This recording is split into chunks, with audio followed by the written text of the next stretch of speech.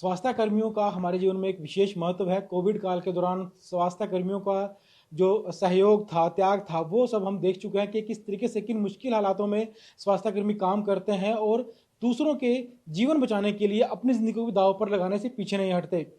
अब एक अंतर्राष्ट्रीय संस्था की ओर से एक ऐसे इनाम की घोषणा की गई है जो अपने क्षेत्र में सबसे बेहतरीन काम करने वाली दुनिया में किसी एक नर्स को दिया जाएगा और इसके लिए दुनिया भर से 24,000 नर्सेज ने आवेदन किया था, जिसमें से अब जो टॉप 10 नर्सेज हैं उन्हें चयनित कर लिया गया है। और भारत के लिए गर्व की बात है कि भारत से भी एक नर्स है मंजू, जो चंडीगढ़ पीजीआई में काम करते हैं। डॉक्टर मंजू हमारे साथ इस समय मौजूद हैं, इनसे हम बात करते हैं। मैम, सबसे पहले तो आपको बधाई कि इतने बड़े अवार्ड के लिए आपको नामित किया गया है।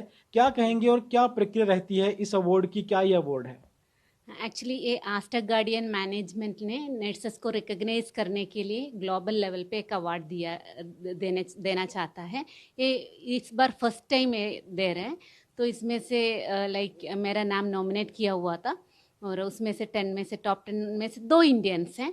उसमें से मैं भी एक केरला से और मैं भी हूँ। तो इसमें लाइक उन्होंने हमारा जो भी अभी तक काम किया है वो सारा मांगा है। तो मैंने जैसे नर्सिंग में ज्वाइन किया, एज ए नर्स मैंने शुरू में क्या काम किया है, तो उसमें से तब से मुझे लग रहा था कि पेशेंट्स के लिए हम बहुत कुछ कर सकते हैं। तो उसकी हिसाब से हमने बहुत मेहनत किया है, रिसर्च किया है, नर्सेस को स्ट्रेंथन करने के लिए बहुत काम किया है। इसके बेसिस पे लाइक हमने पब्लिकेशन भी किया, हमने जो भी काम किया है ग्लोबल लेवल पे लिटरेचर में पहुंचने के लिए पब्लिकेशन भी काफ़ी किया है और पेशेंट्स तक भी पहुंचाने के लिए एविडेंस बेस्ड नर्सिंग प्रैक्टिस भी नो लाइक किया है। तो ये सारा रिकग्निशन की वजह से may be they have shortlisted me. तो it's a good opportunity. I would believe it's a motivation for me as well as for my fellow nurses across the country. Ma'am, जिस तरीके से ये जानकारी है कि 24,000 नर्सों ने अप्लाई किया था 184 देशों से, तो आपने जिस तरह से बताया कि आप टॉप 10 में पहुंची हैं, पेपर्स की आपने बात की, नर्सेज के कई बदलाव की आपने बात की इस फील्ड के, तो कुछ बताना चाहेंगे कि जो पेपर्स पब्लिश हुए थे वो किस आधार पर किए थे, क्या टॉपिक था, किस तरह से किए गए? ओके, एक्चुअली मैंने मेरे डॉक्टरेट में पेशेंट्स, न्यूरो पेशेंट्स और उनका फैमिली मेम्बर्स या केयर गिवर्स के बारे में पढ़ाई किया था। तो हमें पता चला था जब जैसे न्यूरो डिजीज़ जैसे बीमारी जो क्रॉनिक होता है, लॉन्ग टर्म होता है, उसमें बस मरीजों का नहीं, उनका केयर गिवर्स को भी केयर करना पड़ता है। तो इसके लिए जब पेशेंट्स एक बार डिस्चार्ज होकर घर जाएंगे, उसके बाद जब वापस आएंगे फॉलोअप के लिए, जब घर में रहते हैं, उनको बहुत सारे प्रॉब्लम्स फेस होता है। तो उसके लिए हमने कुछ यहाँ पे ऐसे एक न्यूरो सर्जरी नर्स काउंसलिंग शुरू किया था एक क्लिनिक के थ्रू, जिसमें न्यूरो सर्जरी के बाद जो पेशेंट्स जाते हैं उनके लिए जब भी फॉलोअप के लिए आते हैं, उनका प्रॉब्लम्स, केयर गिवर्स जो चैलेंजेस फेस कर रहे हैं फिजियोथेरापी एंड उनको केयर देने में, उसको काउंसलिंग और ट्रेनिंग करने में वो मदद करते हैं।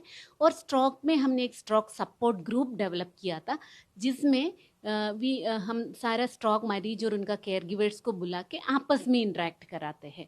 हाँ, साल में एक बार करते थे, कोविड के दौरान कुछ हुआ नहीं है, बट उसके पहले करते थे। तो वो आपस में अपना चैलेंजेस बताते हैं, कैसे ओवरकम किया है वो बताते हैं। तो बहुत आपस में हेल्प हो जाता है, वो हमसे ज़्यादा वो पेशेंट से या केयर गिवर से आपस में सीखते हैं। उसके लिए स्ट्रोक सपोर्ट ग्रुप हमने डेवलप किया। तो फिर हमने और भी जो लिटरेचर में है ऐसे चीज़ हमारा वेबसाइट तक लाया हुआ है, कुछ कुछ चीज़ें नए चीज़ें इम्प्लीमेंट किया है।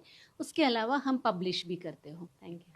तो ये थे डॉक्टर मंजू दंडापानी, जिन्हें नर्सिंग अवार्ड के लिए अंतर्राष्ट्रीय स्तर पर जो अवार्ड दिया जाएगा उसके लिए चुना गया है। और दुनिया भर में करीब 24,000 नर्सेज ने इसके लिए आवेदन दिया था और दुनिया भर में से अब सिर्फ 10 नर्सेज को चुना गया है, जिनमें से भारत की ओर से चंडीगढ़ पीजीआई से डॉक्टर मंजू और एक केरल से हैं एक नर्स। तो 2 लोगों को भारत चुना गया है। कहीं ना कहीं गर्व की बात है कि इतने बड़े स्तर पर 2 नर्सेज का चयन हुआ है। साथ ही साथ अगर ये अवार्ड उन्हें दिया जाता है तो ये हमारे लिए और ज़्यादा गर्व की बात होगी। कैमरामैन राजेश के साथ चंडीगढ़ से विजय राणा, ईटी भारत।